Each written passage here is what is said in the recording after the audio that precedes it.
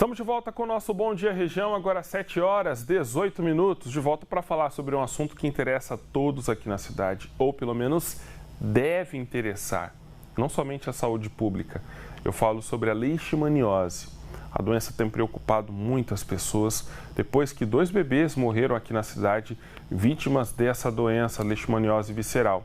Sobre esse assunto a gente vai conversar agora com o nosso repórter Matheus Maurício, porque, Matheus, há uma preocupação, porque para que esses casos aconteceram e as mortes, é preciso entender como que funciona a questão da leishmaniose, o ciclo que envolve o mosquito palha, que atinge também o hospedeiro, que é o cão, ou alguns animais.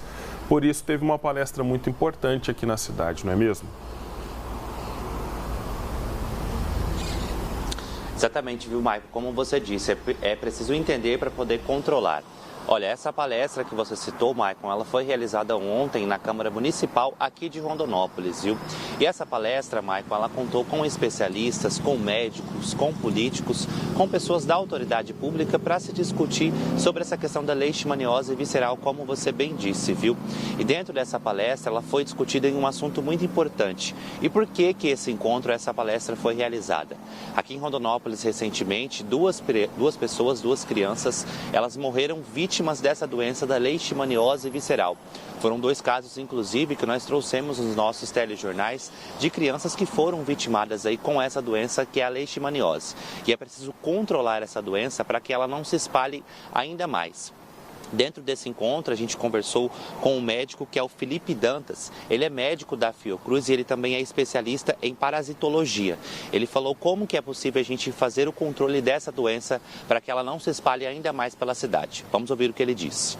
A leishmaniose é uma doença, é um exemplo paradigmático, né, da saúde única. Então, é uma doença que requer tanto uma atenção para os pacientes humanos, para os animais e para o meio ambiente. É uma doença fortemente influenciada pelo meio ambiente, ou seja, fatores como desmatamento, a desorganização do espaço urbano. Esses fatores influenciam muito na epidemiologia da leishmaniose, né? Então, o controle precisa sim de políticas públicas para o diagnóstico, tratamento precoce. O tratamento é gratuito, o governo fornece o tratamento, né? Então, o diagnóstico e tratamento precoce, mas também de medidas que a população pode adotar, né? Medidas de proteção individual, por exemplo, o uso de repelentes em determinadas situações de alto risco, o uso de tela nas portas e nas janelas, dormir com mosquiteiros, por exemplo, de malha fina. Isso pode ajudar muito a reduzir o risco de infecção, além da própria limpeza do ambiente, né, dos quintais e a remoção do resíduo sólido, que isso favorece realmente a presença do mosquito vetor, né, do mosquito palha, flebotomínio. Olha só, como que acontece a transmissão dessa doença da leishmaniose visceral?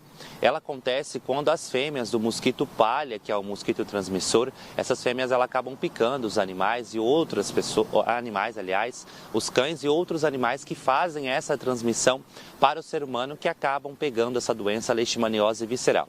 E olha, é preciso ficar atento porque nesses animais, como por exemplo os cães, há alguns sintomas que dá para ver que esses animais têm alguma coisa errada com eles ali, como por exemplo o emagrecimento, a perda de peso, a falta de apetite, algumas feridas que acontecem no focinho, na cauda desses animais, crescimento exagerado das unhas, problemas oculares, diarreia com sangue e vários outros sintomas que são apresentados por esses animais. E Maicon, nesse momento, e principalmente que Rondonópolis registrou casos da leishmaniose visceral, é muito importante a população ficar atenta e qualquer sinal naquele animal ali que for detectado, já levar esse animal no veterinário, até porque, né, a gente sabe que essa doença ela se espalha para o ser humano e tanto para o ser humano como para o animal, ela pode ser fatal.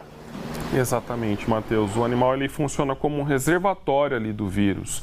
E é importante, quando há detecção da doença, o animal pode ter uma qualidade de vida ali.